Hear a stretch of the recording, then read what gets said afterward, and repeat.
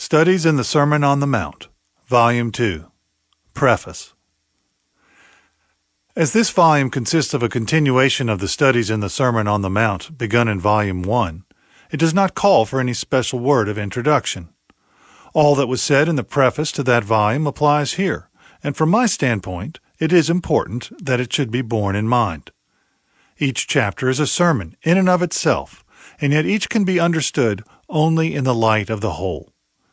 The fact that there are 30 sermons in this volume, as in the previous one, is quite accidental and not planned nor contrived. It has never been my custom to divide up a portion of Scripture into a number of parts and then to issue a syllabus announcing what will be done each week.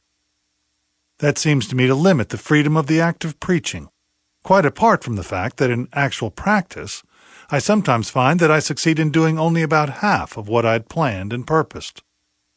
In other words, expository preaching must always be preaching, and not merely mechanical exposition. It was never my intention to preach 60 sermons on the Sermon on the Mount.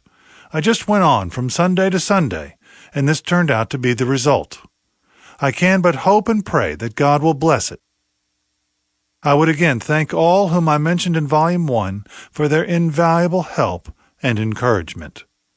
D. M. Lloyd-Jones, Westminster Chapel, Buckingham Gate, London, S.W., August 1960. Fellowship. The true nature of fellowship with God. In this series of 14 sermons, the good doctor, as Dr. Jones was affectionately known, relays, "This is the fundamental thing, the most serious thing of all, that we are always in the presence of God." Dr. Jones carefully explained several guiding principles for how to live, given by Jesus in the Sermon on the Mount. 1. Consider the delicate nature of the Christian life. The Christian life is always a matter of balance and poise. It is a life that gives the impression of being self-contradictory. 2.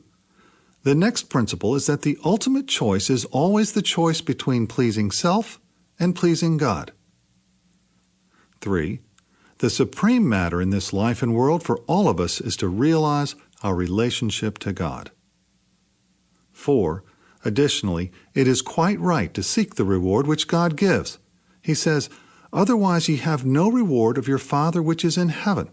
If you do the right thing then, thy Father which seeth in secret himself shall reward thee openly."